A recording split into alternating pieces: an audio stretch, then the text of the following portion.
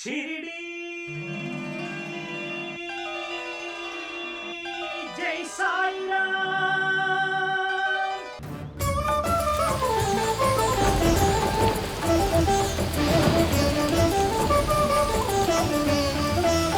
सबके पालक स्वामी तुम हो, सबका मालिक तुम जैसा हो। सबके पालक स्वामी तुम हो, सबका मालिक तुम जैसा हो। मैं तो हर पल तुमको ये क्या? ये बारिश भी ना रोज रोज बढ़ते ही जा रही है। मैं देख कर आता हूँ साईं बाबा कहाँ पर बैठे हुए हैं। इतनी तेज बारिश में साईं बाबा कहाँ होंगे पता नहीं।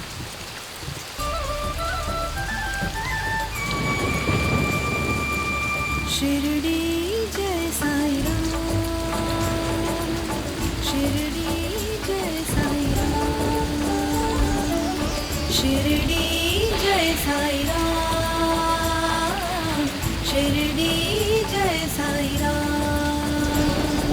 प्रतिपालक निज कारक मंत्र, शिरडी जय साई राम। हम पर दया दृष्टि तुम कर दो, शिरडी जय साई राम। द्वारका माई दिव्य स्वरूपम दत्तात्रेय दयामय तुम हो, साई राम साई राम। शिरडी जय साई राम, शिरडी जय साई राम, शिरडी जय साई राम, शिरडी जय साई राम। बाप रे, ये बारिश तो कम होने का नाम ही नहीं ले रही है। बाबा कहाँ हैं आप? ये कैसी लीला है आपकी?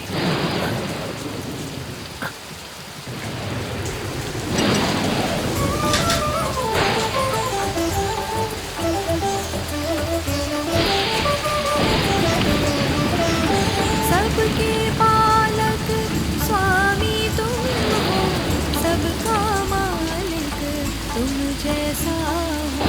सबके पालक स्वामी तुम हो, सबका मालिक तुम जैसा हो। मैं तो हर पल तुमको पुकारूं, शिरडी जय साई राम, शिरडी जय साई राम। ये प्रकृति की परीक्षा है।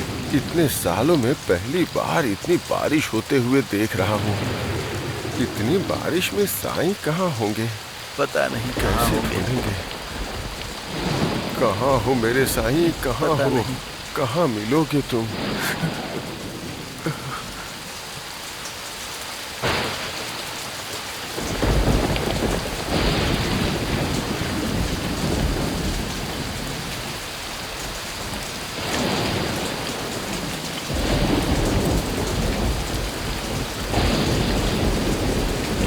इतनी मुसलधार बारिश है कि किसी का चेहरा नहीं दिख रहा है। इतनी भयंकर बारिश में पता नहीं साईं कहाँ बैठे होंगे।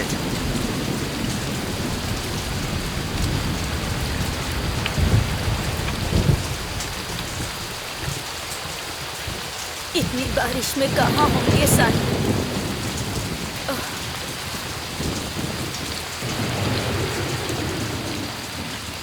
क्या हुआ? इतनी चिंतित क्यों दिख रही हो? मेरा दुख आप नहीं समझेंगे। साईं को देखे कितने दिन हो गए।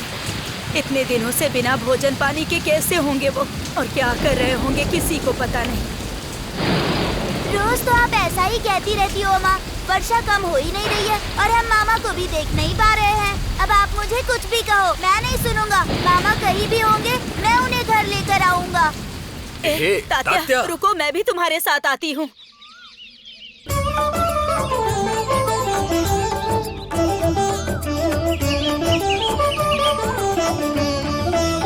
सबके पालक स्वामी तुम हो, सबका मालिक तुम जैसा हो। सबके पालक स्वामी तुम हो, सबका मालिक तुम जैसा।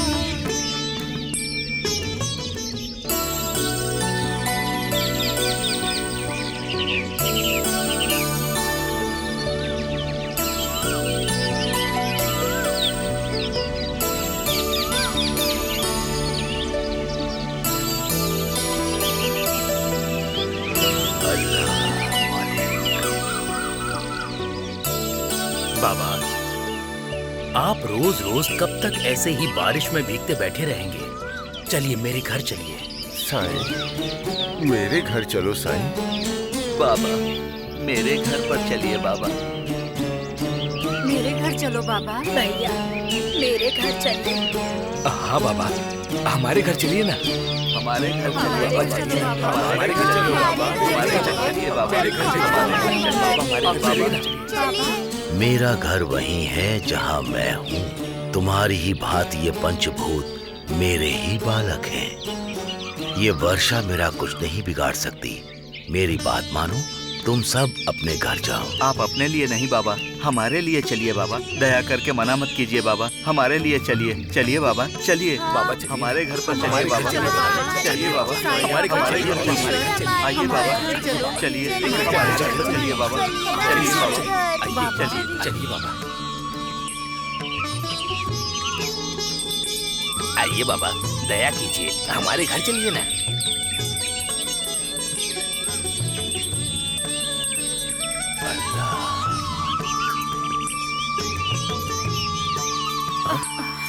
ये क्या हुआ? चलिए चलिए। चलो चलो।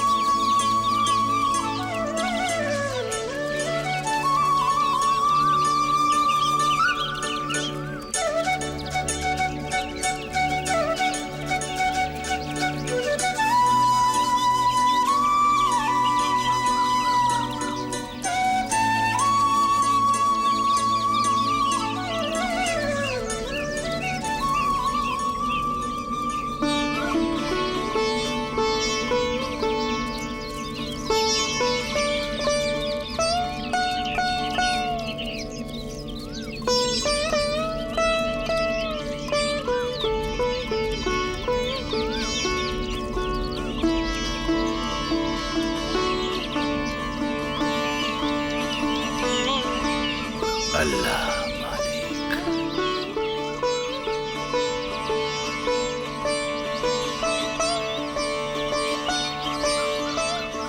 आप यहाँ क्यों बैठे हैं बाबा? हमारे घर चलिए, हम आपकी वहाँ पर अच्छे से सेवा करेंगे। हाँ भैया, आपकी ये बहन आपकी खूब सेवा करेगी। साईं, हमें अपनी सेवा का सौभाग्य दो। मेरे घर चलो। बाबा, हमारे घर पर चलिए बाबा। अपने लिए मत चलिए बाबा, हमारे लिए चलिए बाबा। भगवान के लिए हमारे घर चलिए बाबा। चलिए बाबा। बाबा, हम सब लोगों के होते हुए आप इतनी पुरानी जीर्ण शीर्ण मस्जिद में क्यों रहेंगे?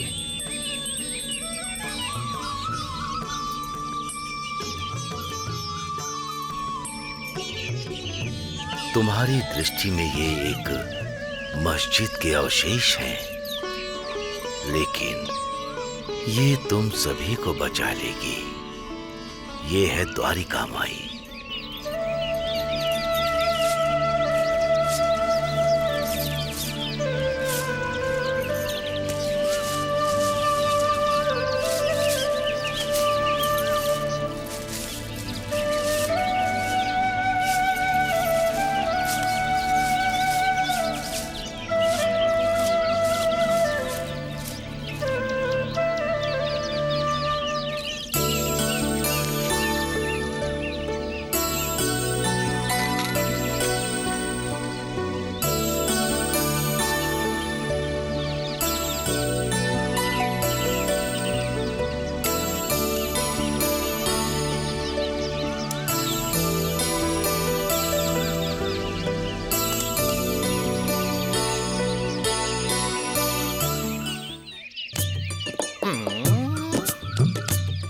ये दिवालिया होने वाला है क्या? हमने नीम का पेड़ हड़प लिया तो ये फकीर मस्जिद हड़प रहा है।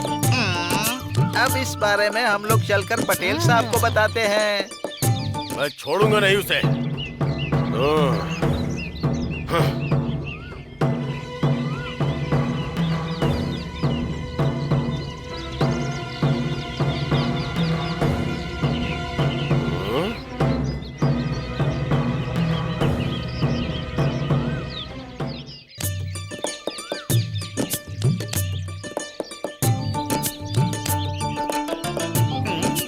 दिवालिया हो गया।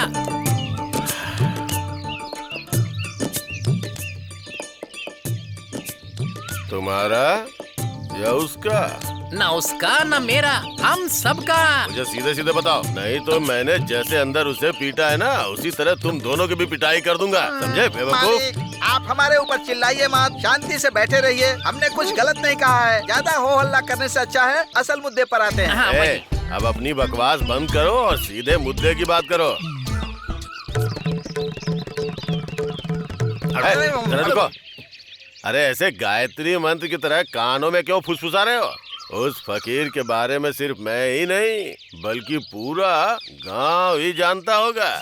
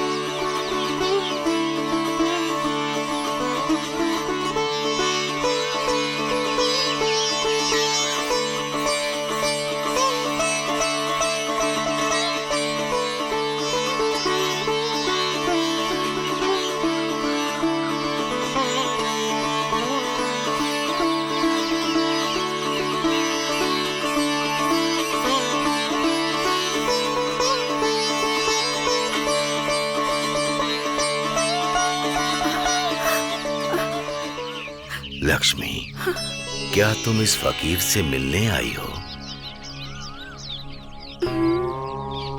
ये फकीर एक साधारण मनुष्य है, तुम्हें कुछ नहीं दे सकता। बस मुझे अपनी सेवा का सौभाग्य दो बाबा, इतना ही चाहती हूँ। मेरी सेवा से तुम्हें क्या मिलेगा? जाओ ईश्वर की सेवा करो। आप ही मेरे ईश्वर हैं बाबा, और अगर मैं निस्वार्थ भाव से आपकी सेवा करूंगी तो मुझे संपूर्ण ब्रह्मांड के दर्शन और तीर्थ दर्शन का पुण्य मिलेगा। ये मस्जिद मेरे लिए बैकुंठ के समान है। आप साक्षात ईश्वर स्वरूप हैं बाबा। अल्लाह मालिक।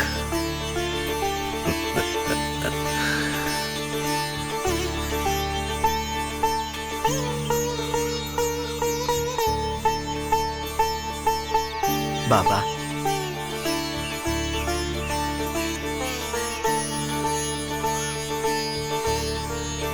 ये मेरे पूर्व जन्म का पुण्य है जो मुझे तुम जैसा भक्त मिला है। ये मेरा भाग्य है बाबा। ये कई जन्मों के कर्मों का फल है जो मुझे मिला है। अगर आपकी आज्ञा हो तो मैं अपना सारा जीवन आपकी सेवा में निस्वार्थ भाव से बिताना चाहती हूँ बाबा। भगवान को सबकी चिंता होती है क्योंकि वो एक है। क्योंकि भगवान को भी भक्त की चिंता लगी रहती है और भगवान भी भक्त बन जाते हैं। भक्त भगवान की भक्ति करता है और भगवान भक्त की भक्ति करते हैं। कर्म अच्छे हों या कर्म बुरे हों, वो सब भगवान को पता है। अल्लाह मालिक।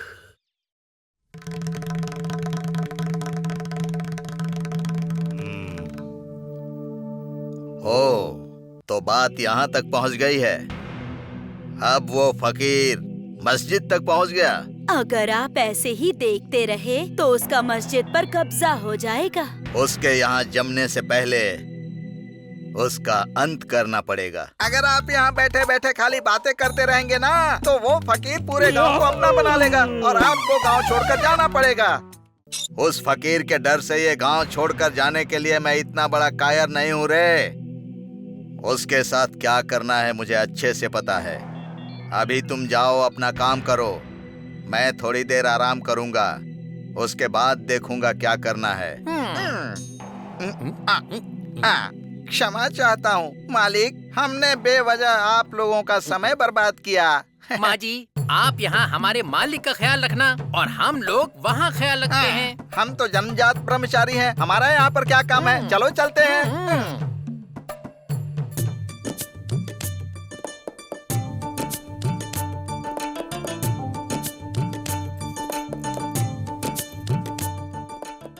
फकीर, आप सचमुच में महान हैं। हमें आपकी बातें सुनना बहुत अच्छा लगता है। हमारा मन एकदम शांत हो जाता है।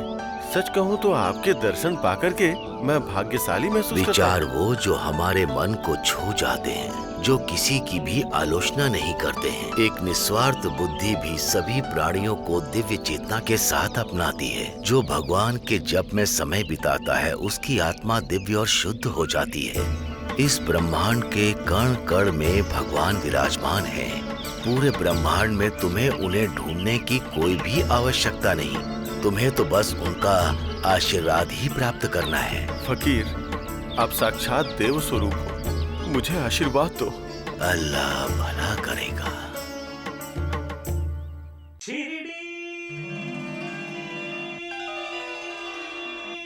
जय साईं राम।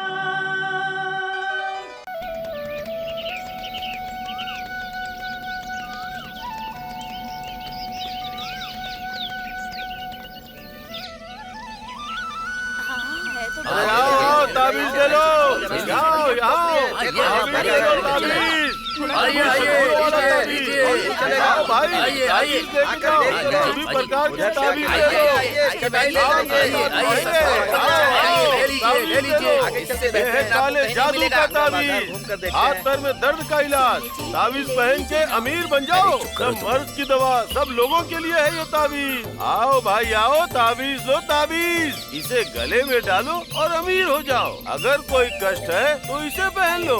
आओ भाई, ताबीज लो, दुखों को हरने वाला। आइए। ये ताबीज पहनने से मैं मोटा हो जाऊंगा? अरे मोटा क्या, एकदम पहलवान हो जाएगा। ये ताबीज पहनने से मेरे पेट का दर्द कम हो जाएगा। अरे पेट दर्द की बात करते हो? इसे पहन लो, जीवन का दर्द खत्म हो जाएगा।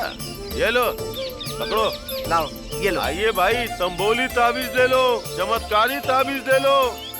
आओ भाई आओ, तंबोली ताबीज ले लो, चमत्कारी ताबीज ले लो। थोड़ा सा तेल दे दो। नमस्ते बाबा। हाँ आओ भाई आओ, तंबोली ताबीज ले लो, चमत्कारी अल्लाह ताबीज ले तेरा लो। भला करे। आओ भाई आओ आओ, तंबोली ताबीज ले लो, ताबीज ले लो, ताबीज। बहुत सालों से हमारी कोई संतान नहीं है। क्या ये ताबीज बांधने से हमें एक संतान हो जाएगी? एक क्या दो होंगी, बच्चों से पूरा घर भर जाएगा। ये लो, ये ताबीज पहन लो, जल्दी ही बच्चा हो जाएगा। लो लाइए। लेके जाओ। आइए भाई आइए, ताबीज लीजिए।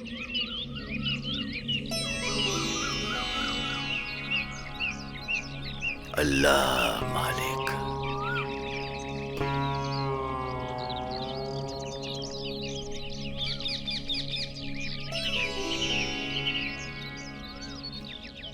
ताबीज दो भाई, ताबीज।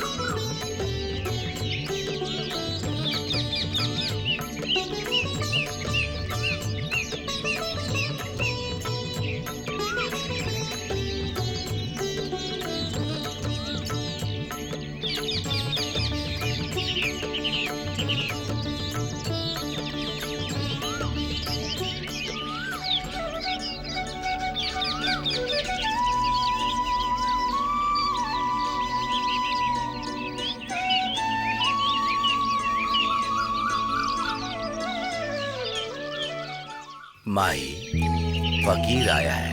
फकीर आ रही हूँ।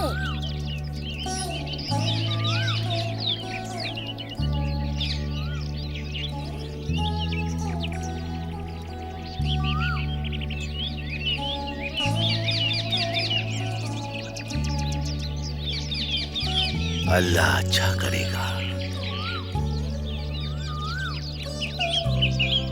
माई, फकीर आया है। अभी नहीं, बाद में आना। जाओ जाओ। अल्लाह मालिक।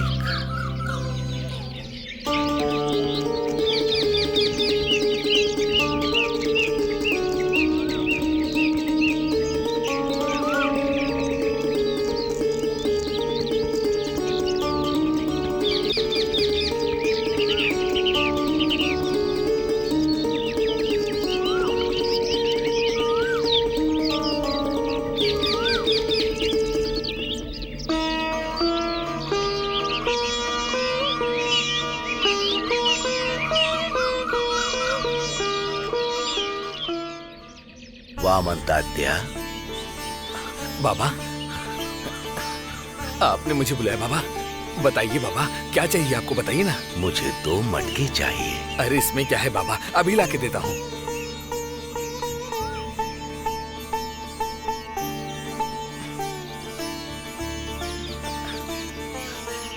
ये लीजिए बाबा, ये दोनों ही मटके बहुत ही मजबूत हैं, आपको अच्छे लगेंगे। तात्या, मुझे जो चाहिए वो खाली मटके नहीं है। मतलब? मुझे बिना पकाए हुए कच्चे मटके चाहिए। ये क्या बाबा, बिना पकाए हुए मटके भला किस काम के? पानी डालते ही वो खराब हो जाएंगे। मैं जो तुमसे मांग रहा हूँ, तुम्हें ठीक लगे तो मुझे दे दो, नहीं तो फिर रहने दो। बाबा, ये क्या है बाबा? मैंने कहा क्या मैं आपको नहीं दूंगा? आपको जो चाहिए मैं सब दूंगा। आइए बाबा।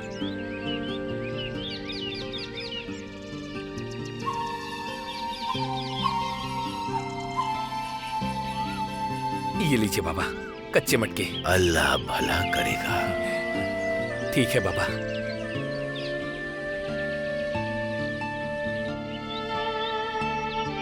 सुबह से बोहनी तक नहीं हुई है।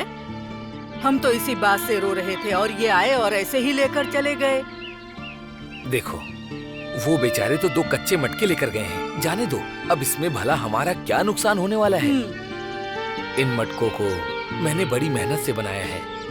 मैं मिट्टी को अपने सर पर ढोकर लाता हूँ और उसे पैरों से मलता हूँ, पर मेरी समझ में ये नहीं आ रहा कि इस कच्चे मटके का भला बाबा क्या करेंगे। वामनतात्या, महाप्रभु, आप यहाँ कैसे? आप तो यहाँ कभी नहीं आते। कुछ नहीं तात्या, मुझे 100 मटके चाहिए, तुम मेरे घर भेज दो। 100 मटके? पर क्यों चाहिए? अब क्या कहूँ वामन, मैंने बहुत सारा पैसा जमा करके घर बना लिया और इन मटकों के लिए मुझे यहाँ आना पड़ा। मेरी बीवी ने मन्नत मांगी थी कि 100 मटके दान करेगी, इसीलिए मुझे आना पड़ा और उसकी मन्नत की वजह से ही मेरे पैसे खर्च हो रहे हैं। ये लो, रखो और 100 मटके मेरे घर भेज दो, बाकी पैसे मैं बाद में दे दूंगा।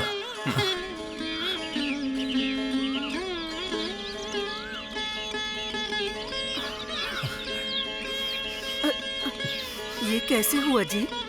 रोज तो हमारे सिर्फ 5 या 6 मटके ही बिकते थे ना, और आज एकदम से 100 मटके बिक गए। हाँ, अब पता चला ना तुम्हें। साईं बाबा हमारे पास से 2 कच्चे मटके लेकर गए और उन्होंने हमारे 100 पक्के मटके बिकवा दिए। साईं बाबा साक्षात ईश्वर का रूप है। सच कह रहे हो, मुझसे गलती हो गई। ये साईं बाबा मामूली फकीर नहीं है, ये तो साक्षात ईश्वर का रूप है। हाँ।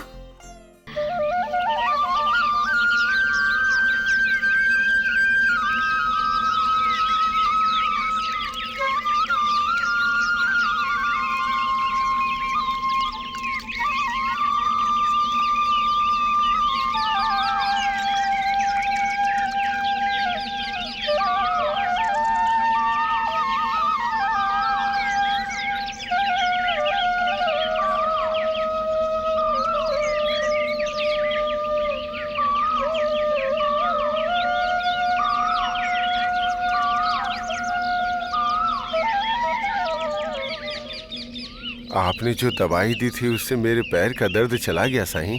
मैंने कहा था ना कि वैद्य यहीं पे हैं। मामा मामा क्या बात है, तात्या आज बहुत खुश दिखाई दे रहा है। कुछ भी नहीं मामा, अब से रोज स्कूल के बाद रात में मैं यहीं पर मस्जिद में आके सोऊंगा। यहाँ पर क्यों? घर पर अच्छे से सोकर सुबह मामा के पास आ जाना। ऐसा नहीं होगा, नहीं तो मैं स्कूल नहीं जाऊंगा। ठीक है, तुम्हें जो अच्छा लगता है वैसा ही करो, लेकिन पहले स्कूल तो जाओ। मेरे मामा बहुत अच्छे हैं। साईं, ये तात्या आपको छोड़ के एक क्षण भी नहीं रह सकता। हाँ सही है, अब उसकी सारी की सारी जिम्मेदारी मेरी ही तो है। बाबा, बाबा, बहुत दिन से मेरे पेट में दर्द हो रहा है बाबा, दर्द कम होने का उपाय बताइए। तुम्हारा दर्द मैं कम कर देता हूँ। तुम फकीर को दक्षिणा तो दोगे ना? देता हूँ बाबा। दो।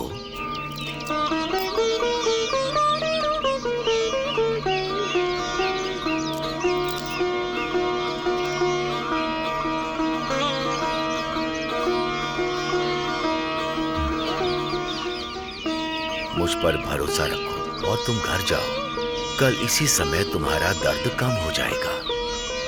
बिना दवा के मेरा दर्द कैसे कम होगा बाबा? दर्द कम करने के लिए ही मैंने तुमसे दक्षिणा ली है। तुम घर जाओ, तुम्हारा दर्द कम हो जाएगा। बाबा जाओ ना। हाँ, हाँ।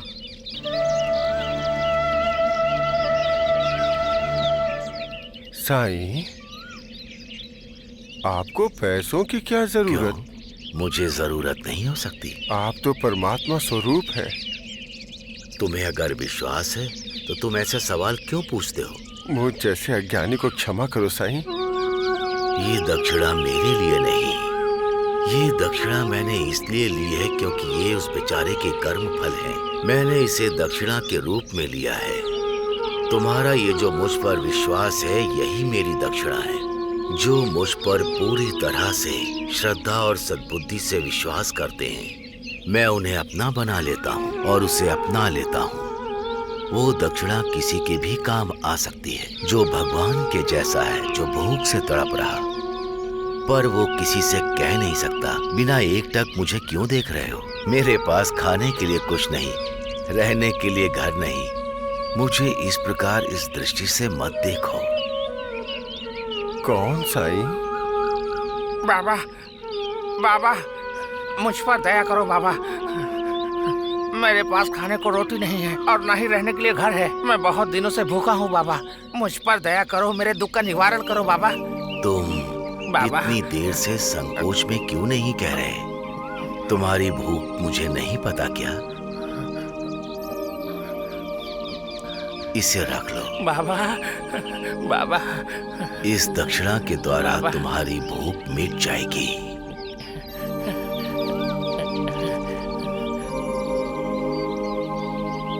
साईं, आप अंतर्यामी हो, सब कुछ जानते हो, लेकिन सामान्य रूप से आप यही हो।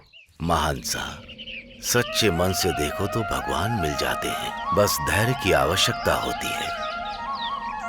मनुष्य को मनुष्य के लिए और दूसरों के लिए भी जीना चाहिए। जीवित प्राणियों के लिए भी मनुष्य को कुछ करना चाहिए। जब सृष्टि के कर्ता को भी सभी प्राणी एक समान लगते हैं, तो किसी की कोई भी वेदना हो वो भगवान से सहन नहीं होती। इसी सत्य से तो भगवान ने जीव को बनाया। मनुष्य ही नहीं, केवल जीव के भी वो आराध्य हैं।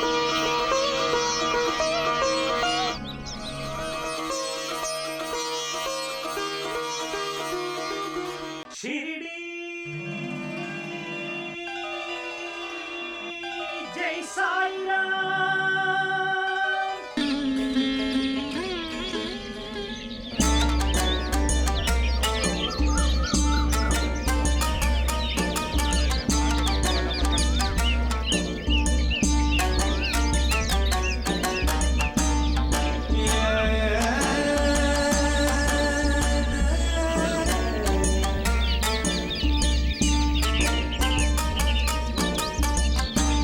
आइए फकीर।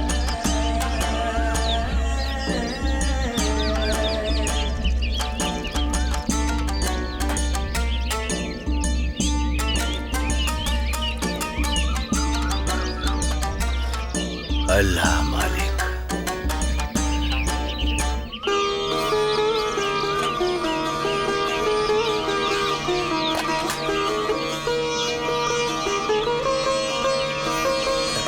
नमस्कार बाबा।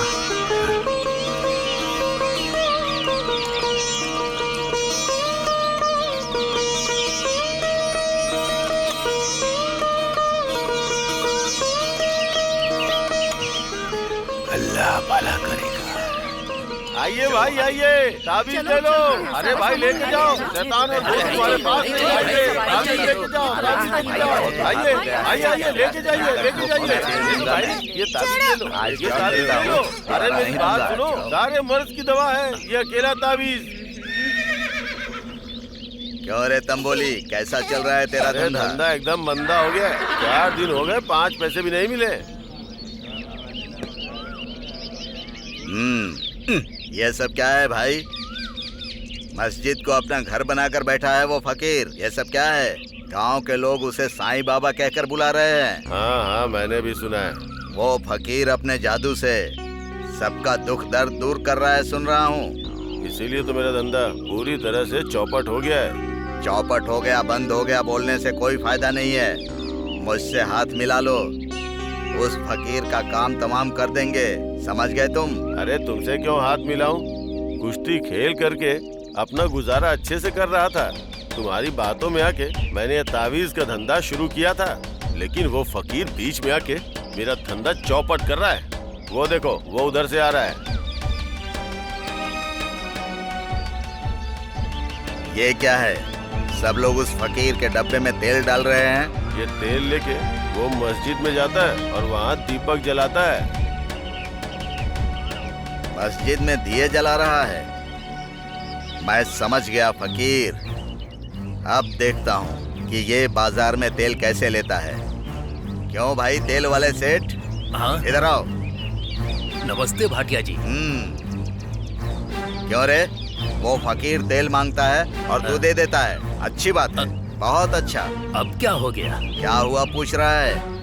हमारी परंपरा को मिट्टी में मिला दिया तूने। तेरा दिया हुआ तेल वो खाने पीने के लिए इस्तेमाल नहीं कर रहा है, मस्जिद में दिए जला रहा है और उन दियों में ये तेल डालता है। इससे क्या फायदा होने वाला है? ये तो फिजूल का खर्चा हो रहा है। ये मस्जिद में दिए क्यों जला रहा है? कल तो खंडोबा को ले जाकर मस्जिद में नमाज पढ़वाएगा। ऐसा कुछ होना नहीं चाहिए, नहीं तो कल को वो हिंदू मुस्लिम को खाना भी खिलाएगा। कुछ करना होगा। मैं सिर्फ बोल नहीं रहा हूँ, ये सच है। अब अगर तुझ में अक्ल आ गई हो तो उस फकीर को तेल देना बंद कर और उसे इस गांव से भगाने के बारे में सोच, और ये बात अपने सारे लोगों को समझा दे। ठीक है भाटिया जी, मैं अभी जाकर सब लोगों को बता देता हूँ। सब लोग मेरी बात सुनो। जो बोल रहा हूँ वो ठीक से सुनना। आज से उस फकीर को एक बूंद भी तेल मत देना, समझ गए ना? अगर इसके बाद भी किसी ने तेल दिया तो वो भाटिया सेठ है ना, वो तुम लोगों को छोड़ेगा नहीं। चलो जाओ जाओ जाओ जाओ। ठीक है, चलो चलो। तुम लोग यहाँ क्या कर रहे हो बेवकूफों? कैसी रही मेरी चाल? भगवान भी आपसे पंगा लेंगे तो आप तो उनकी भी छुट्टी कर देंगे। अगर अच्छा करता है तो उसे भगवान को पूजना चाहिए, और अगर किसी का बुरा करना है तो अकेले आप ही काफी हैं। मालिक, 100 कौरवों का काम तो आप अकेले ही करने में सक्षम हैं। हम तो आपके शिष्य हैं, हम आपकी सेवा करके धन्य हो गए। हम आपके शिष्य हैं, आपकी उपासना करेंगे तो हमारा जीवन धन्य हो जाएगा। चुप रहो। तुम लोग मेरी तारीफ कर रहे हो कि गालियाँ दे रहे हो?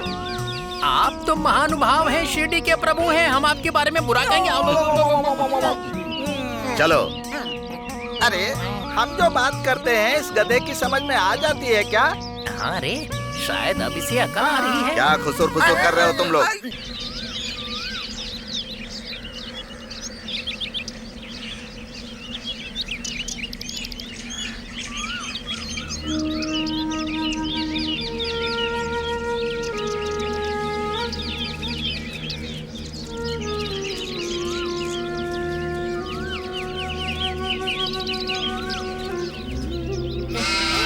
चलो चलो चलो, अरे जल्दी करो। ये तुम्हारी बच्ची कहाँ जा रही है?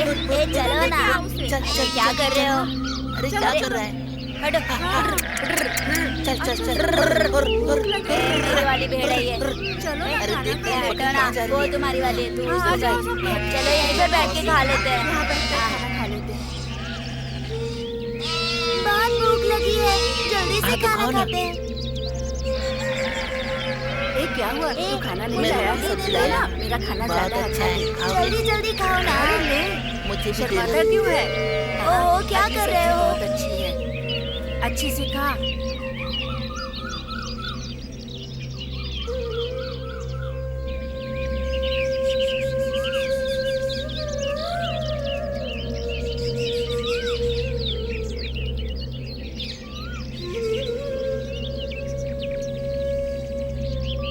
आपको भूख लगी है क्या?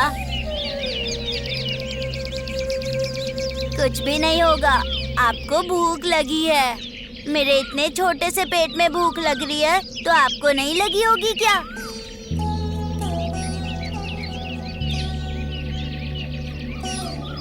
लीजिए, थोड़े चावल खा लीजिए। लीजिए ना, मेरी माँ ने बना कर दिए हैं, बहुत अच्छे हैं।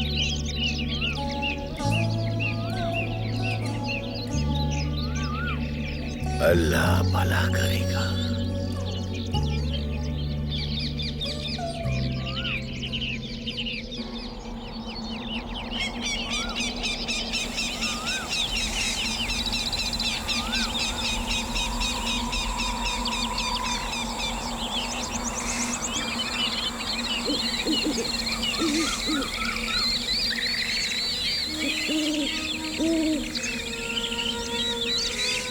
अच्छा, आप यहाँ पर अकेले बैठे हुए हैं, आपको भय नहीं लगता? भय कैसा? यहाँ पर ना भूत रहते हैं, अगर उन्होंने आपको देखकर पकड़ लिया तो? वो इस वृक्ष में रहते हैं। तुम हो ना, मुझे कुछ नहीं होगा। मैं भला क्या कर सकता हूँ? हाँ, आपके पास ये है ना, ये चिमटा, आप इससे मारेंगे तो वो भाग जाएगा। इसके मारने से वो नहीं जाएगा, अच्छी बातें करने से वो चला जाएगा। अच्छी बातों से क्या मतलब? मेरे समीप आओ, मैं बताता हूँ।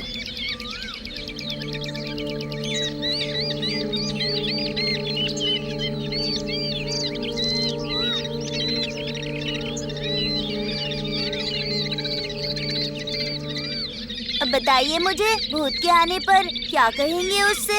भूतों को मैं कहानी सुनाकर भेज दूंगा। अरे, भूतों को कहानी सुनाने से नहीं जाते हैं वो। हाँ, तो फिर वो कैसे जाएंगे? कुछ भी करने से नहीं जाएंगे वो। तो फिर कैसे? भगवान के स्मरण से चले जाएंगे। भगवान का स्मरण करना चाहिए, वो कैसे? हे खंडोबा, हमारी रक्षा कीजिए कहने से चला जाएगा। खंडोबा कहाँ है अभी? वो गांव के मंदिर में है। तो फिर वो भूत तुम्हें खंडोबा मंदिर में प्रार्थना करने देगा? क्या वो भूत इस बात को मानेगा? अरे, वो तो नहीं मानेगा। तो फिर क्या करेंगे हम? वही तो विचार कर रहा हूँ। छोड़ो, अच्छा एक काम करते हैं। क्या काम? उससे ये कहना कि भगवान यहीं है और वो चला जाएगा। यहाँ? कहाँ है वो? मुझे दिख नहीं रहे। अच्छी तरह देखोगे तो दिखाई देंगे। अच्छी तरह देखने से क्या दिखाई देंगे? इधर पहले ये बताइए कि भगवान कैसे दिखते हैं? तुम्हारे जैसे ही दिखते हैं वो। मेरे जैसे दिखते हैं? अच्छा, तो फिर अल्लाह कहाँ रहते हैं? इन सभी में रहते हैं वो। और यीशु? अनंत प्रभु भी सभी में निवास करते हैं। इतने सारे भगवान क्यों हैं? एक पर्याप्त नहीं है क्या? सबकी अलग अलग पसंद होती है। तुम्हारे लिए एक भगवान, उनके लिए एक भगवान, और किसी के लिए भी एक भगवान होते हैं। वो उसको पुकार के उसकी पूजा भी करते हैं। इतने सारे भगवान में से सबसे श्रेष्ठ भगवान कौन से हैं? ये भगवान श्रेष्ठ हैं, वो भगवान श्रेष्ठ हैं, ये वेदों में पहले से ही अंकित है। तो तो फिर हमें ऐसे वेद बनाने चाहिए जिसमें सारे भगवानों का अर्थ एक ही हो। ये बात सभी को समझने की आवश्यकता है, बस उन्हें पुकारने का नाम अलग होता है। परंतु जब हम ऊपर वाले का स्मरण करते हैं तो वो सभी भगवान हमारी प्रार्थना सुनते हैं और हम सोचते हैं कि हम उस भगवान की प्रार्थना कर रहे हैं, लेकिन भगवान एक ही होते हैं। उन्हें भक्ति चाहिए होती है। भक्ति से जब कोई भगवान को पुकारता है तो वो उसकी प्रार्थना सुन लेते हैं। भगवान के लिए अपने भक्त की भक्ति ही सर्वश्रेष्ठ होती है। सुनिए फकीर, अगर आप हमारे बच्चों को छोड़ देंगे तो हम इन्हें लेकर अपने घर चले जाएंगे। हाँ जरूर।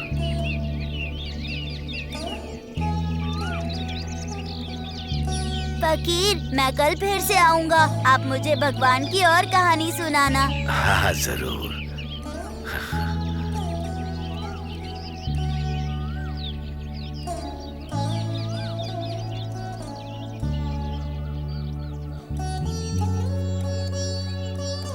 अल्लाह मालिक।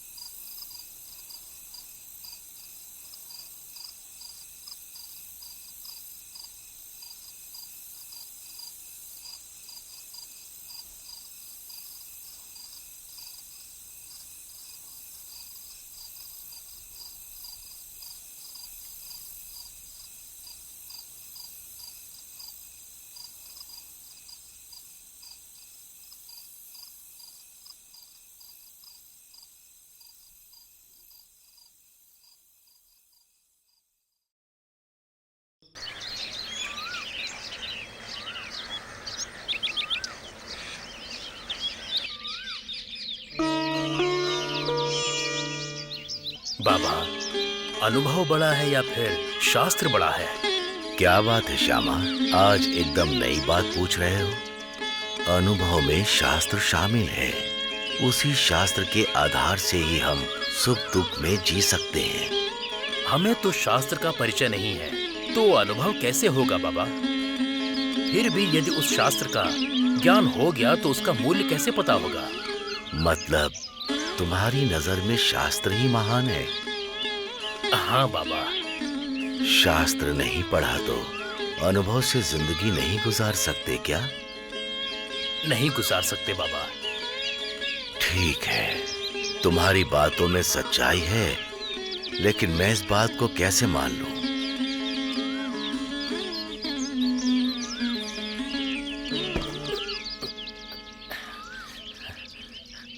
प्रणाम बाबा। बाबा, मैं एक लकड़ी का काम करने वाला आदमी हूँ। आपसे मिलने की मेरी बहुत समय से इच्छा थी बाबा, और नसीब से आज मुझे मौका भी मिल गया। मुझे आशीर्वाद दीजिए कि मेरे परिवार का भला हो बाबा। अल्लाह मालिक।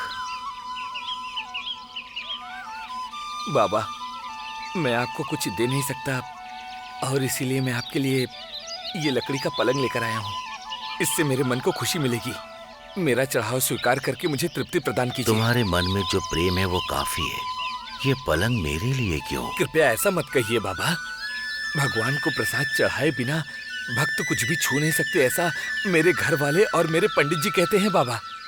अभी तुमने प्रसाद चढ़ा दिया ना, अब तुम इसे वापस ले जाओ। नहीं बाबा, यदि आप इसे स्वीकार करेंगे तो मुझे बहुत ही खुशी मिलेगी बाबा। थोड़ी देर अगर आप पलंग पर सोएंगे तो आपको बहुत ही अच्छी नींद आएगी बाबा। क्या तुम्हें इससे किसी प्रकार का लाभ होगा? मुझे कैसा लाभ बाबा? कभी मेरा काम चलता है तो कभी नहीं चलता, तो मेरे लिए कैसा नुकसान और कैसा लाभ। पर आप फिक्र मत कीजिए, मेरे पास पैसा नहीं है पर मैं भूखा नहीं हूँ बाबा। मेरी मानो तो तुम एक ऐसा काम करो जिससे तुम्हें 4 पैसे मिल जाएं। यह हमारा खानदानी व्यवसाय है बाबा। मेरे दादा परदादा सब इसी के सहारे अपना जीवन जीते थे। मेरे पिताजी ने भी इसी के सहारे अपना जीवन बिताया है, और मैंने भी उन्हीं का अनुसरण किया है और उन्हीं का पेशा अपनाया है। खाने को मिले या न मिले, खानदानी पेशा कैसे छोड़ सकता हूँ? अपना आशीर्वाद बनाए रखिए बाबा। इसी काम में लक्ष्मी का रूप समझ के जिंदगी गुजार लूंगा मैं अपनी। तुम्हें अपने इस पारंपरिक काम पर अभिमान है। अभिमान क्यों नहीं होगा? अच्छा हो बुरा हो, पर मेरा पेशा ही मेरे लिए भगवान है बाबा। बुरे में भी भगवान होते हैं। क्यों नहीं होंगे बाबा? शुद्ध में यदि भगवान है तो अशुद्ध में भी भगवान होंगे ही ना बाबा। पर अशुद्ध को तो हम व्यर्थ मानते हैं। ऐसा कहेंगे तो कैसे चलेगा बाबा? बच्चे जब गंदे हो जाते हैं तो माँ उन्हें गंदा समझकर फेंक नहीं देती है, उन्हें साफ करके अपना लेती है। कोंडा जी, तुमने कितनी अच्छी बात कही। शास्त्र से सीखा क्या? शास्त्रों से क्या सीखना बाबा? काम से जो अनुभव मिलता है मेरे लिए वही शास्त्र है। ये लकड़ी का पलंग शास्त्रों से नहीं बल्कि बल से बनता है, तो भला शास्त्रों का मैं क्या करूँगा? ऐसा बोल रहे हो? मैंने कुछ गलत कहा क्या बाबा? अभी तो तुम ही बोल रहे थे ना। मैंने जो कहा वो आपने ही कहने को बोला। आपके आशीर्वाद से ही आपकी जो बात थी वो मैंने कह दी। मैं तो अनपढ़ हूँ बाबा, मुझे एक अक्षर भी नहीं आता, मगर आपकी कृपा अगर किसी पत्थर पर पड़ जाए तो वो महान बन जाता है। अब मैं चलता हूँ बाबा। अल्लाह मालिक।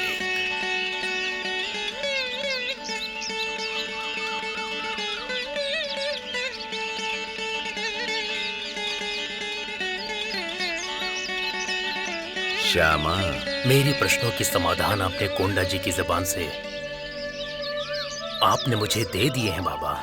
कोंडा जी जो लकड़ी का काम करता है उसे शास्त्र आता है क्या श्यामा? जो शास्त्र के जानकार हैं वो अनुभवी हैं, उनसे अच्छी बात कोंडा जी ने कही। पर आपने जो बातें कही उसने मेरे अज्ञान को दूर कर दिया। श्यामा, किसी भी अनुभव का मूल शास्त्र ही है। ये शास्त्र अनुभव के आधार पर ही जन्मा है। मतलब अनुभव ही जन से बड़ा होता है। जब विज्ञान जीतता है तो उसे शिलालेखों की तरह दिखना चाहिए, ऐसा अनुभव कहता है।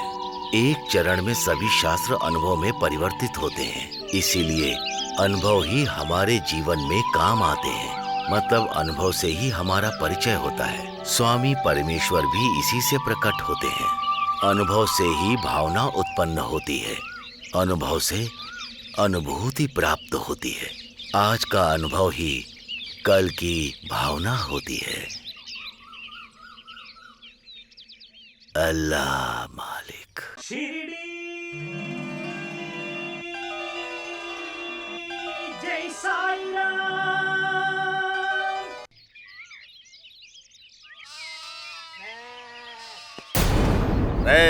ये आखिरी चेतावनी दे रहा हूँ, कल इस समय तक मेरे पूरे पैसे ब्याज के साथ लौटा देना, वरना तेरी सारी संपत्ति, घर और जमीन सबके ऊपर मेरा कब्जा हो जाएगा। वो तो मैं इतना दयालु हूँ इसीलिए अब तक चुपचाप बैठा हूँ, पर अब चुप नहीं रहूंगा। जाओ नालायकों, उसको समझाओ। मालिक, अब हम क्या समझाएंगे? आपने तो बता ही दिया है कि मंदिर में घंटी बजाते हैं। यही बात है, तुम्हारी समझ में नहीं आई क्या? चलो निकलो, पहले पैसों का बंदोबस्त करना, फिर वापस आना। जाओ, जाओ जाओ, जाओ जाओ, चलो जाओ। आप चलिए आइए, मालिक, आइए आइए। मालिक, सच तो यह है कि सितारों ने भी कर्जा वसूलने का काम नहीं किया, वो भी आपसे शर्मा के अंधेरे में छुप रहे हैं। आप बिना खाए पिए 60 दिन तक तो रह सकते हैं, पर कर्जा वसूल किए बिना आधा घंटा भी नहीं रह सकते हैं। अरे तू अभी अच्छा बोल रहा है कि बुरा बोल रहा हम है? अच्छा बोल रहे हैं। मालकिन आ गई। मालकिन आ गई।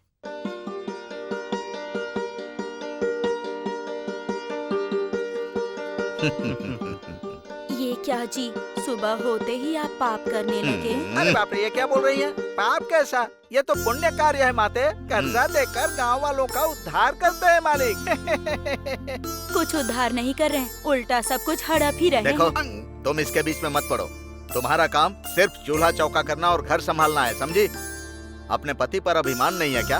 आज की औरतें कैसी हैं? इसी भारत में पहले के जमाने में श्री राम के साथ सीता वनवास चली गई थी। अरे बाप रे। ये होता है पति का अभिमान, इसे पतिव्रता कहते हैं। वो जमाना ही अलग था। ओह, पुराने और प्राचीन समुदाय के बारे में तो बहुत सुना है, लेकिन इस महाकाव्य के बारे में आज और अभी आपसे ही सुन रहा हूँ मालिक। महाप्रभु, सीता माता के अशोक वाटिका में रहते हुए रावण ने जो प्रतिभा दिखाई थी वही प्रतिभा आप में है। आपकी महानता पूरे देश में फैल जाएगी। मालिक, वैसे रामायण में सीता तो राम की पत्नी ही थी ना? महाप्रभु, आपके मुंह से तो महापुराण भी महापवित्र हो जाते हैं। मुझे अपनी महानता के बारे में पता है। इनको समझाओ, ये हमारे बीच में क्यों पड़ती हैं? ऐसा नहीं है जी, आप एक महान व्यक्ति हैं, फिर इस तरह का काम क्यों करते हैं आप? मैं अपना काम कर रहा हूँ तो बीच में आकर नश्तर मत लगाओ। नश्तर नहीं लगा रही, समझा रही हूँ कि आप पाप करना बंद कर दीजिए जी। मतलब मैं क्या रोज काम के नाम पर पाप करता हूँ, तुम यही कहना चाहती हो? मैं आपको ऐसा नहीं कह रही हूँ। प्रत्यक्ष में जो आप सबको कर्जा दे रहे हैं, उसके बदले में आप ब्याज वसूल करते हैं, और जब वो लोग ब्याज नहीं दे पाते तो आप उनकी जमीन जायदाद सब कुछ हड़प लेते हैं। ये सब पाप नहीं तो क्या पुण्य है जी? ओहो, तुमने जो कहा वो बिल्कुल सच है। जरूरत पर कर्जा दे दूं और अगर वापस मांगूं तो मैं बुरा हो गया। आप कर्ज तो देते हैं, लेकिन उसके बदले में उनकी जान ले लेते हैं। गांव में सबको पता है कि आप अपने लालच के चक्कर में दूसरों को दुख देते हैं और साईं के बारे में नमक मिर्च लगाकर लोगों को बताते हैं। आपको अच्छे लोग बर्दाश्त नहीं होते। मुंह बंद करो, बहुत बोल लिया तुमने। सच है, मैं कर्जा देता हूँ और उसके बदले ब्याज भी लेता हूँ। मैं सबको मार रहा हूँ। उस फकीर के बारे में नमक मिर्च लगाकर भी बोल रहा हूँ। तो क्या करोगी? देखो, मैं तुम्हें आखिरी बार बोल रहा हूँ, इस गांव में सिर्फ मेरी बात चलेगी। लोगों को मेरी बात सुननी होगी। पैसे के दबाव में सब लोग चुपचाप मेरी सारी बातें सुनते रहेंगे।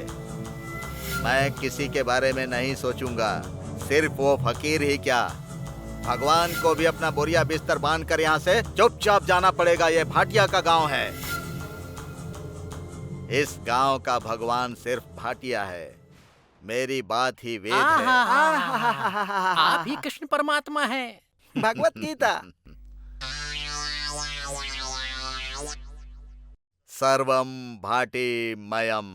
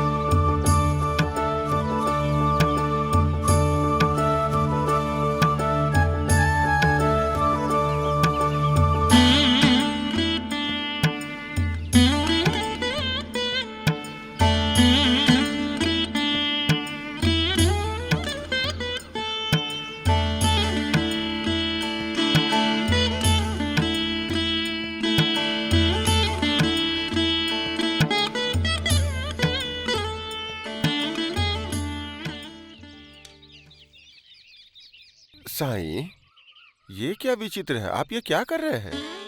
तुम्हें ये अभी विचित्र ही लगेगा। इस पलंग में आप कपड़ा बांध रहे हैं, ऐसा क्यों कर रहे हैं बाबा? मेरा कब से झूला झूलने का मन कर रहा था, इसीलिए कोंडा जी के दिए पलंग का मैं झूला बनाकर उस पर आराम से झूलना चाहता हूँ। साईं, ये कपड़ा झूले का वजन सहन नहीं कर पाएगा। अगर आपकी इतनी मनसा है तो हम रस्सी से एक झूला बना देते हैं। हाँ बाबा, एक बार भी आपने कहा होता तो आपको तकलीफ दिए बिना ये काम हम ही कर देते। हम इसे मजबूत रस्सी से बांध देते। हर किसी को अपना काम खुद ही करना चाहिए।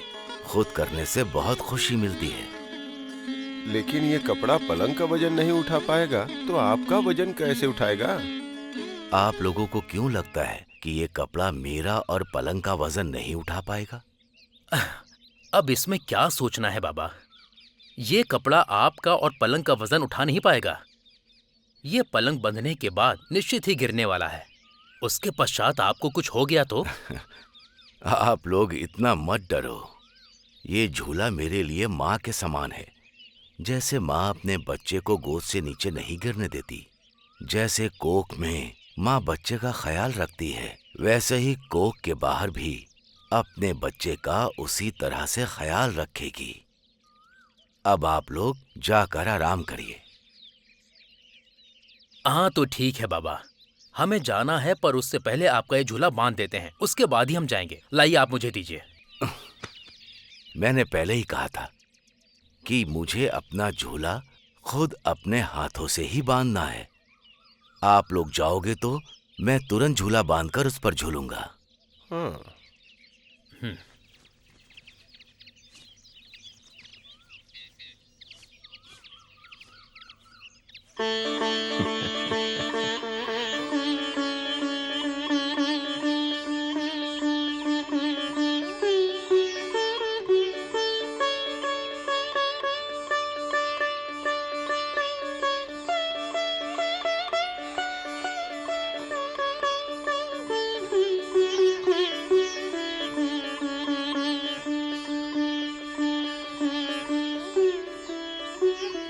भालसापति जी, अजीब बात है, मैंने कभी भी बाबा को इस तरह बर्ताव करते हुए नहीं देखा। कभी कभी महात्मा लोगों की बातें आसानी से समझ में नहीं आती श्यामा, लेकिन उनकी हर बात के पीछे कोई न कोई कारण अवश्य होता है। बेवजह अपने दिमाग को भ्रमित मत करो श्यामा, ऐसे गलत सोचना अज्ञानता है। नहीं तो आप बताओ, हमें एक पल भी न छोड़ने वाले साईं हमें ही छोड़कर उस कपड़े के झूले को बांधने में व्यस्त हैं। इसमें जरूर कोई न कोई राज छिपा है। अब ये तो उस कपड़े की किस्मत है। देखते हैं, सब साईं की लीला है।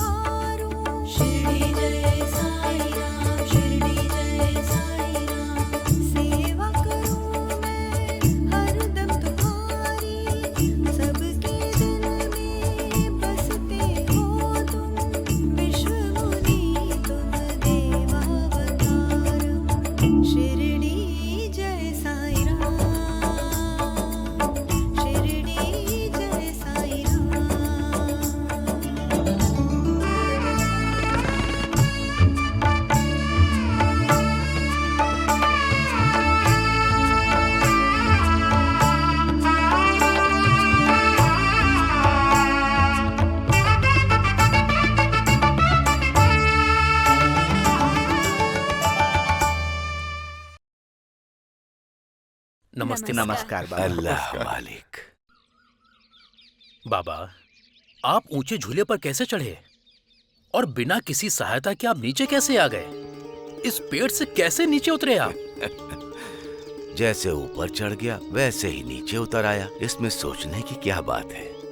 बाबा, किसी के सहारे के बिना इतने ऊपर बंधे झूले से आप नीचे कैसे उतर आए? श्यामा, हम सब अपनी अज्ञानी अहंकार में रहने वाले लोग हैं। ये पूरा विश्व साईं में ही वास करता है। फिर हमारे साईं को इस झूले पे चढ़ने के लिए किसी की क्या आवश्यकता? महान सा, आज मुझे बहुत काम है। किसी को भी मस्जिद में रहने की आवश्यकता नहीं। आप लोग अब जा सकते हो। मैं अभी यहीं रहूंगा। साईं, अगर आपको कुछ जरूरत पड़ी तो? मुझे कुछ भी जरूरत नहीं पड़ेगी। आपको कोई आवश्यकता पड़ी तो? क्या सच में मेरी इच्छा पूरी करोगे? ऐसा क्या बाबा, हम सब यहाँ आपकी सेवा के लिए ही तो हैं।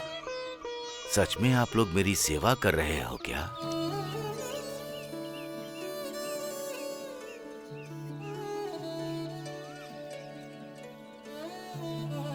ऐसा नहीं है बाबा, आप जब भी कुछ बोलते हैं हम लोग बिल्कुल वैसा ही करते हैं। नहीं, अभी तुमने सेवा नहीं की। ये क्या साईं?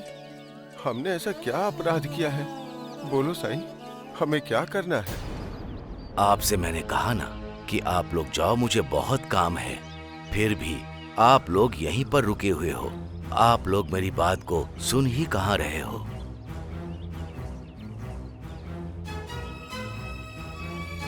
मेरे लिए कुछ मत करो। जाने को कहा तो जा नहीं रहे हो, फिर मेरा काम तुम्हें समझ में कैसे आएगा?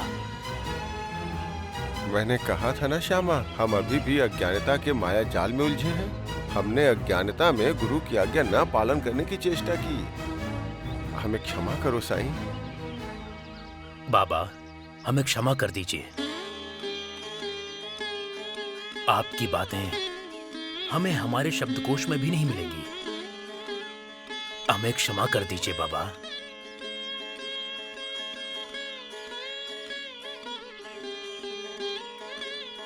महांसा, साईं, कल आकर तुम वो झूला लेकर जाना।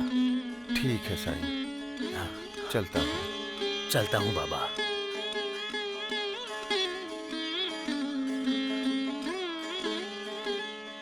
अल्लाह मालिक।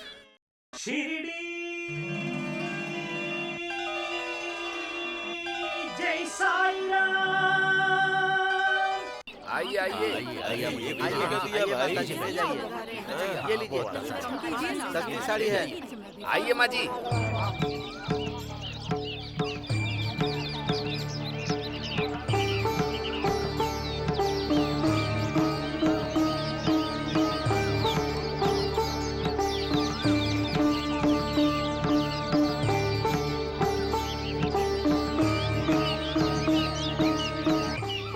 नमस्ते मालिक। नमस्ते मालिक। नमस्ते पटेल साहब। नमस्ते मालिक। बाबा, अभी तक बोहनी नहीं हुई है और मेरे पास तेल भी नहीं है। आप कल आइएगा। नहीं देना है तो मत दो, पर ऐसा मत कहो कि तुम्हारे पास तेल नहीं है। क्या फकीर, मैंने आपको एक बार बोल दिया ना, आपको समझ में नहीं आता? अल्लाह मालिक।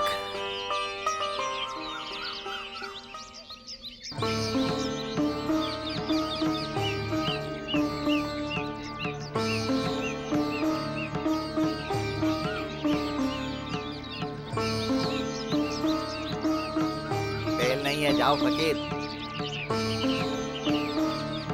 अल्लाह मालिक।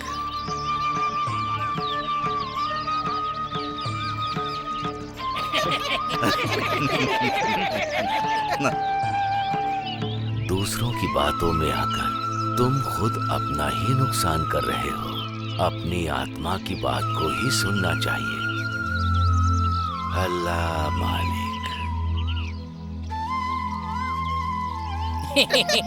गुरुजी, आपकी आज्ञा का पालन किया है। फकीर भिखारी मुफ्त के तेल से दिए जलाएगा। आज मस्जिद में वो कैसे दिए जलाता है मैं भी देखता हूँ। उस फकीर को तेल तो क्या, अब कोई जल भी नहीं देगा। वो फकीर तो ईश्वर बन गया है। चलो चलकर देखते हैं।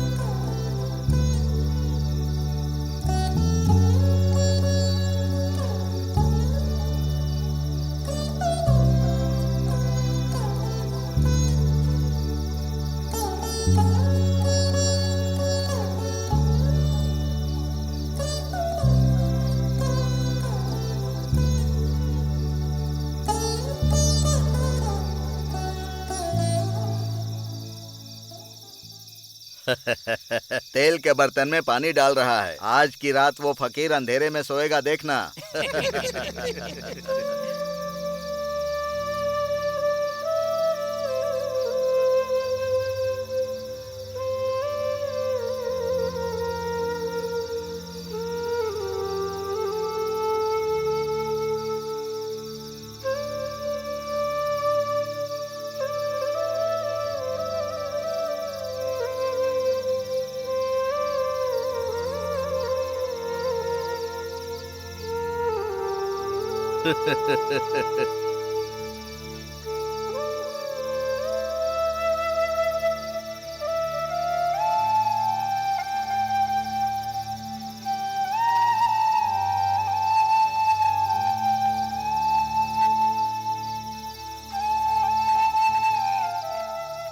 वो तो दियों में जल डाल रहा है, आज वो जल से ही दिए जलाएगा क्या?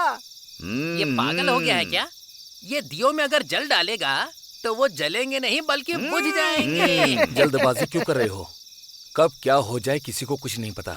आपको मंत्र खट्टे लग रहे हैं क्या? जल्दबाजी और गलत शब्द बोलने वालों की आलोचना कभी भी नहीं करनी चाहिए। देखो डेंगले, तुम्हारे विज्ञान के बारे में बाद में बताना, पहले उधर देखो। आज अंधेरे में फकीर पैरों से सब खराब कर देगा। अज्ञान की कोई भी सीमा नहीं होती। हाँ, तुमसे बात करने का फायदा नहीं है। ये बताओ कि तुम इतने लोगों को जमा करके आखिर सिद्ध क्या करना चाहते हो, ये बताओ। अभी हम अंधेरे में सबको तमाशा दिखाकर सिर्फ मजे लेना चाहते हैं। तुम जो भी कर रहे हो वो अच्छा नहीं है। अगर तुम्हें अच्छा नहीं लगता तो यहाँ से जा सकते हो, पर उनके बारे में एक शब्द भी गलत मत करना, समझे? अनावश्यक रूप से अपनी छोटी बुद्धि से इन महानुभाव की आलोचना करना बंद कर दो, समझ गए? तुम्हारे कहने का मतलब क्या है? हाँ, मैं बुद्धू हूँ, मुझ में दिमाग नहीं है? अगर तुम्हें उसके प्रति इतनी ही श्रद्धा है तो जाओ उसके पैरों में गिरकर उसकी सेवा करो, अपना उपदेश बंद करो और घर जाओ। मालिक मालिक, वहाँ देखिए, वो फकीर कुछ कर रहा है। हाँ?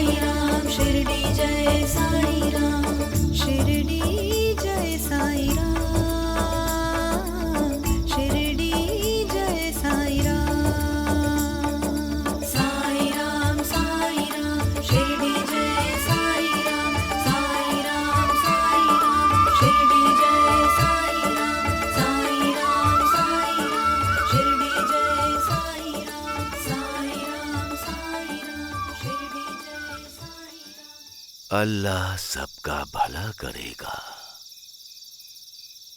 साईं, मुझे क्षमा कर दो साईं, मुझे अज्ञानी मनुष्य को क्षमा कर दो। फकीर, आप सामान्य व्यक्ति नहीं हैं, आप साक्षात ईश्वर का रूप हैं। बाबा, हम लोगों ने बहुत बड़ी गलती की, जो आपके लिए बुरे शब्द मुंह से निकाले। हमें क्षमा कर दो बाबा। हमारे घर पर साक्षात ईश्वर आए और हम लोगों ने अनदेखा कर दिया। हम लोग बहुत ही मूर्ख हैं बाबा। हमारी गलती के लिए क्षमा कर दीजिए। आप ही हमारे ईश्वर हैं। हाँ बाबा, आप ही हमारे प्राणदाता हैं, आप ही हमारे सर्वस्व हैं। साईं बाबा की, साईं बाबा की, साईं बाबा की, साईं बाबा की, साईं बाबा की, साईं बाबा की, साईं बाबा की। सभी मनुष्यों को दयावान बनाने की जरूरत नहीं, मनुष्य को इज्जत देने की जरूरत है। द्वेष भाव से किसी को मत देखो। अगर आपको नहीं देना है तो उससे झूठ मत बोलो, उसके दिल को दुख होता है।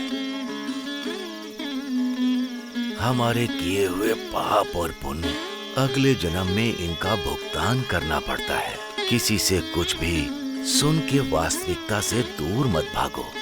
सत्य को अनदेखा करके तुम असत्य को बिल्कुल मत अपनाओ। अपनी बुद्धि से काम लो, सत्य के मार्ग पर ही चलो। किसी भी मनुष्य की आलोचना मत करो। आलोचना करने पर हमें सही मार्ग नहीं मिलता है। यहाँ जो दिए जल रहे हैं वो अज्ञान के अंधकार को मिटा के ज्ञान की ज्योति फैलाएंगे। अब तुम लोग जाओ। जय हो साईं। साईं राम, साईं राम, साईं राम, साईं राम।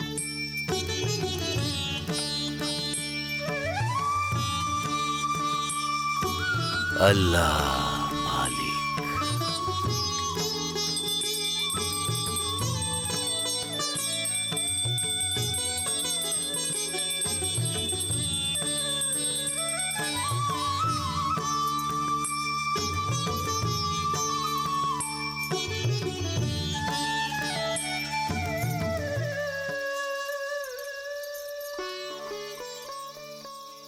मालिक, वहाँ तो जल से दीप जला दिए बाबा ने। अब हमारे जीवन में तो अमावस्या हो गई। भाटिया सेठ, वो सामान्य इंसान नहीं है, सिर्फ पानी से दियों को जला दिया। कुछ तो सोचना होगा। अब उसमें क्या सोचना है भाई, जल से दिए जलाए तो हो गया क्या। मालिक, उसकी बात तो छोड़ दीजिए। अगर हम थोड़ी और देर यहाँ पर रुक गए ना, तो जो लोग जय जयकार कर रहे हैं वो लोग हमारा मुंह लाल कर देंगे। तंबोली, उस फकीर ने जल से दिए जलाए तो हम चुप बैठेंगे क्या। उन दियों की बात छोड़ो, कल उसको हम देखते हैं। चलो। हाँ चलो चलो चलिए चलिए। हाँ, तंबोली तो फकीर की बातों में आ गया है।